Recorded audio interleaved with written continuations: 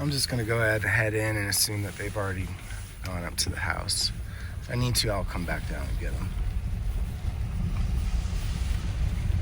So it's all a lot of common space, common open space. That's one of the oldest cabins there. I've checked that one out before. It's very dark on the inside, but it's very cool. It's got those two old fireplaces there. Yeah, from the 30s. That might even be the very first cabin. The one cabin that you kind of maybe saw across the road is where the caretaker lives. So there's a full-time caretaker here on site. There's one of the fishing ponds, which I think they stocked that pond. That's a cool looking house. Look at that porch, very nice. I think we looked at that one too one time. It's also quite lovely inside. Now, if you head to the right here, you go across the bridge and there's a couple houses on the other side of the river up that way. There's the bridge. It's a little bit tricky on those up there because they're all north facing and they don't really get very much direct light. So they tend to be darker and they're quite high up off the river. But a number of them are right on the river. So there's another one, there's another one.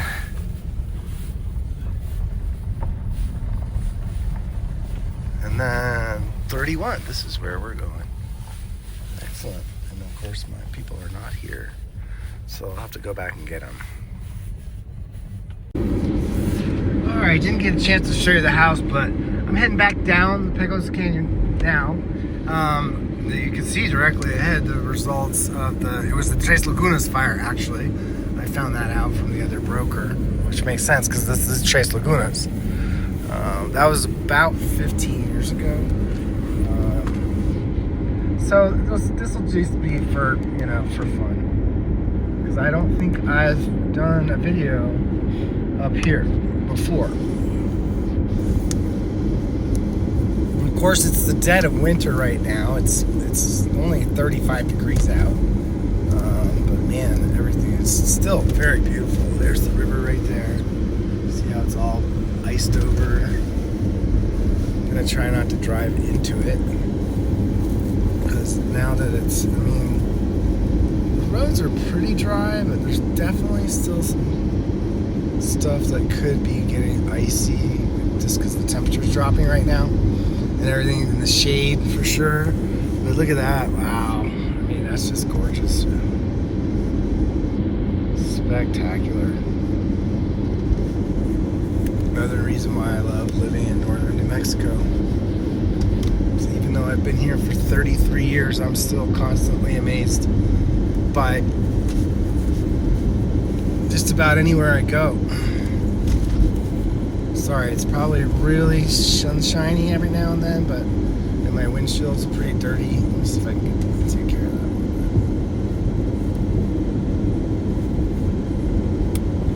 that. Okay, that should.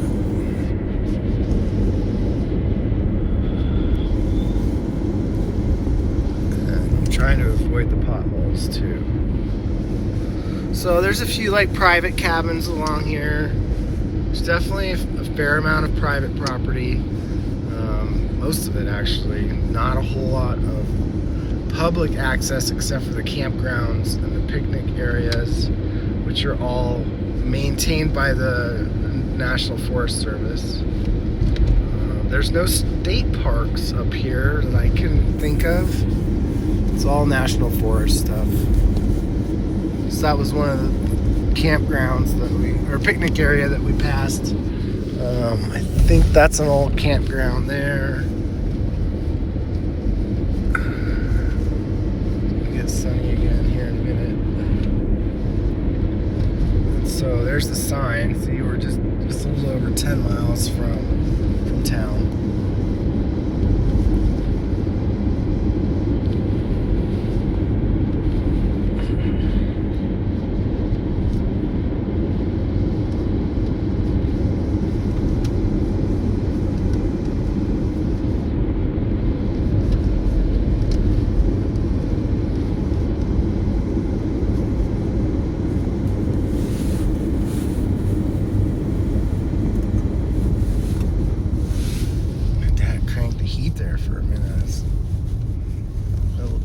hill.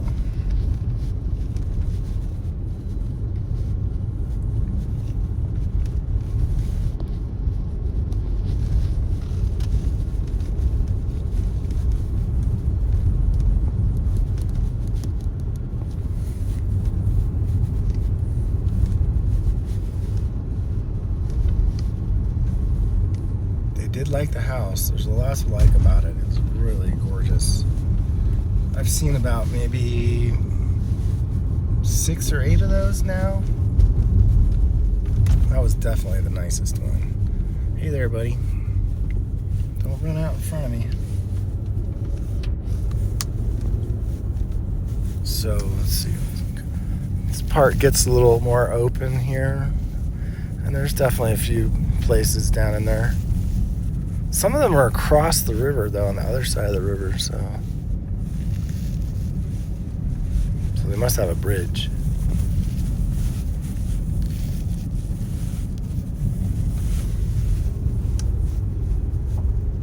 The church is coming up here.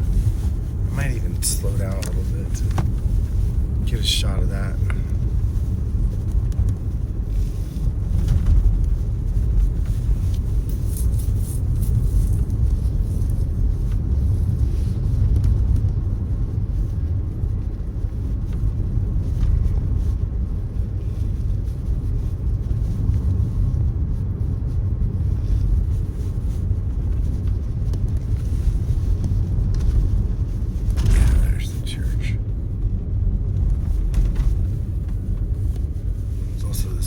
Drop off.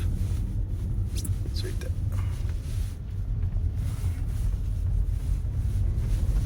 I think I was driving too fast to catch the name of that.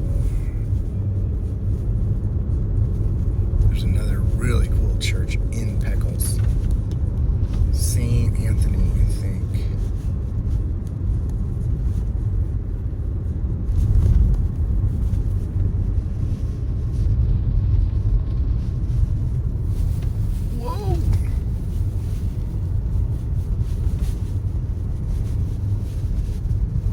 Those potholes are filled, but they're already starting to fall back in again. So I don't trust them. I'm gonna have to zoom around them. Una Laguna. They only have one lake there.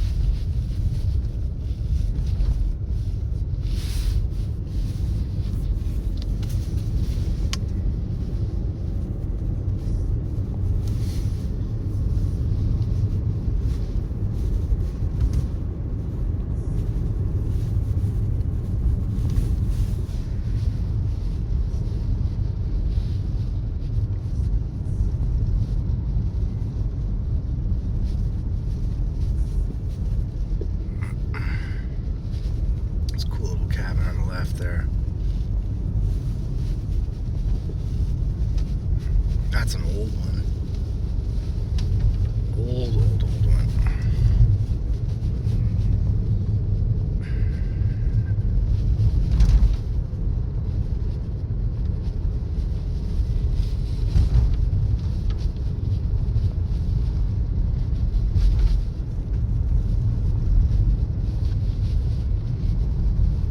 That's Dalton Canyon Campground there on the right.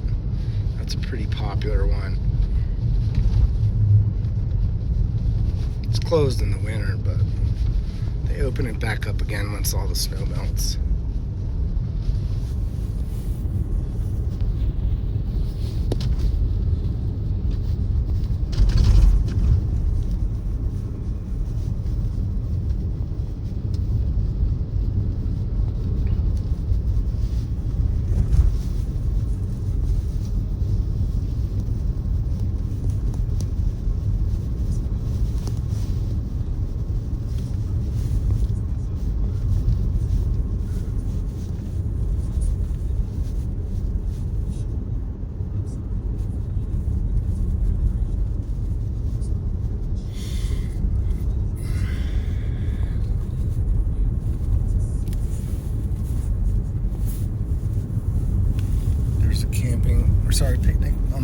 there. I can't really take the camera and turn it too much without almost driving off the road, so I'm just going to stay straight.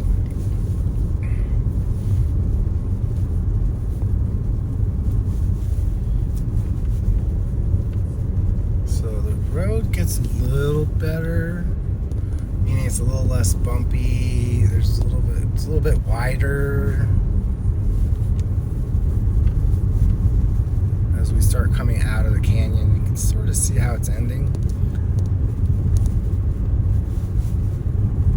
I mean, it's still quite a few number of miles, but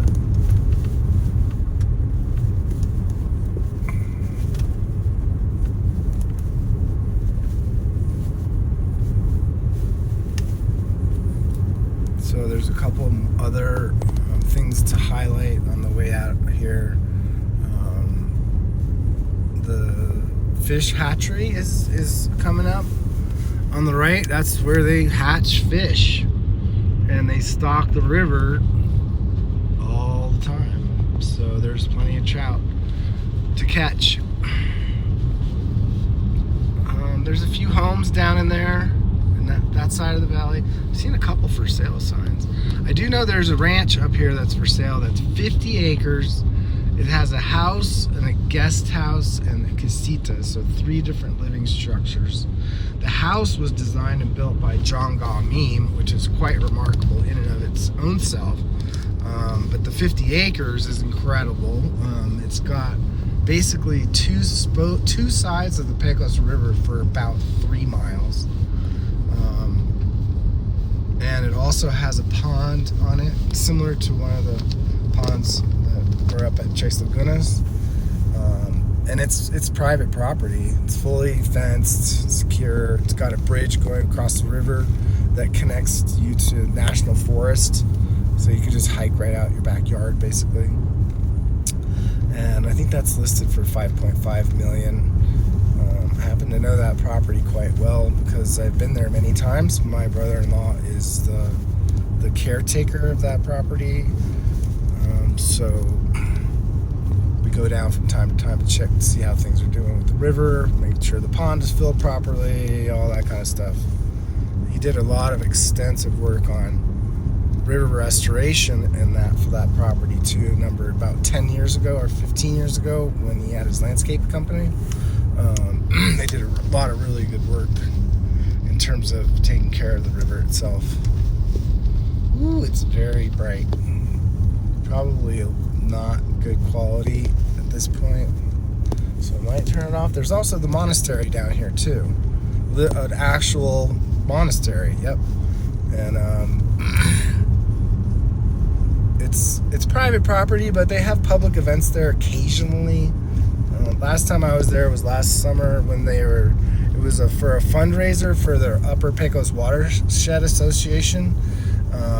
And they had a raffle and dinner, and you got to walk around, hang out by the river. It was really fun. And I think we got a couple of pretty cool things from the raffle too. So all in all, it was a nice evening. And if you want to check out the Upper Pecos Watershed Association, upwa.org, I think is their website address. It's a good organization. It's all local people trying to coordinate with, state, private, federal land to protect the Pecos River. And this river goes all the way to Texas, and then it empties out in the Gulf of Mexico. And these are really the headwaters of it. If you go another maybe 10 miles up this river, up this canyon, that's the beginning of the Pecos River.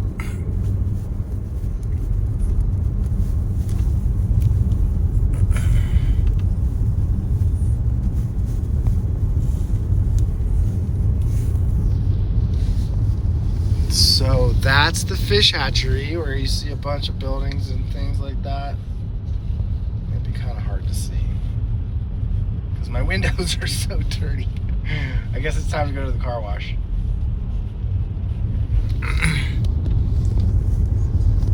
And then the next property down is that ranch that's for sale, the 50 acres. And then the final property is at the mouth of the canyon, really, is the monastery property. They probably have got at least 50 acres too. I think that is the gate right there for the ranch that's for sale.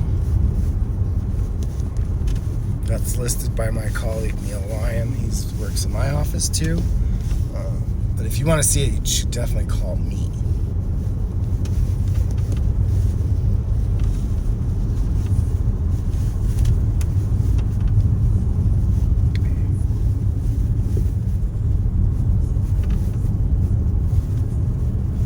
Well, looks like I got cell phone coverage again.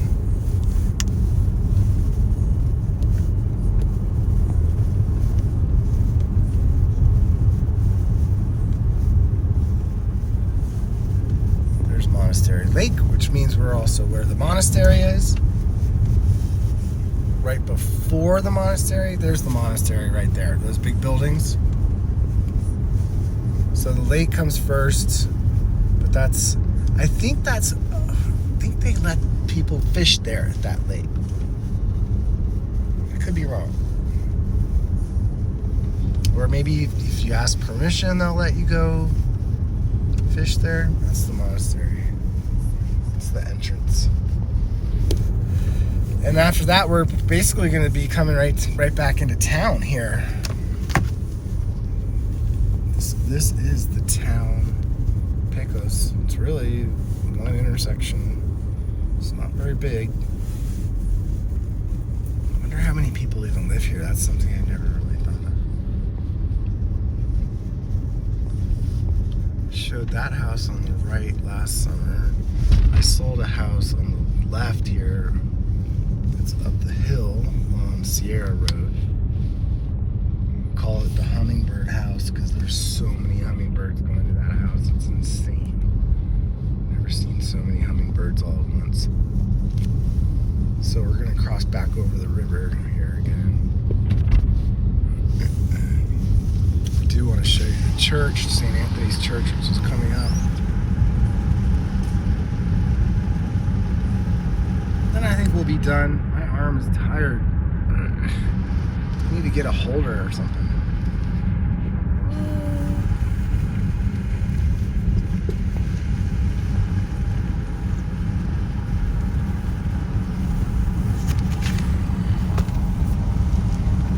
Okay, there's a church on the right, on the left.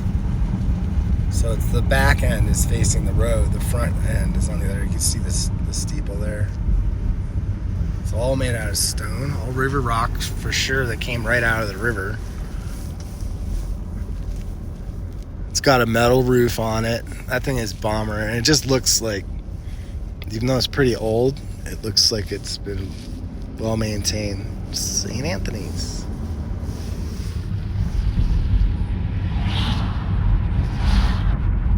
There's the hamburger stand, which really I think only is open in the summer, what I recall. Let's see what else is there. There's two Family Dollars, or Dollar General or something. There's my buddy Pancho's place, which is a gas station but with a kitchen in it, and he cooks breakfast, lunch, and dinner. He's open. There's also Frankie's Casanova, which is right across the street. That's a sit-down restaurant. Really cool building. And the food is good there too. And then there's the Golden Eagle, which is another gas station / diner. And yeah, that's where we get our breakfast burritos when we come out cut firewood. They're like $4. And there's a bank. And that's about it. There's Poncho's right there, the Shell station. And then Frankie's is right there, across the street. See? Welcome to Frankie's Casanova. And this is Highway 50, heading back towards Santa Fe. So, hope you enjoyed the drive. Like and comment.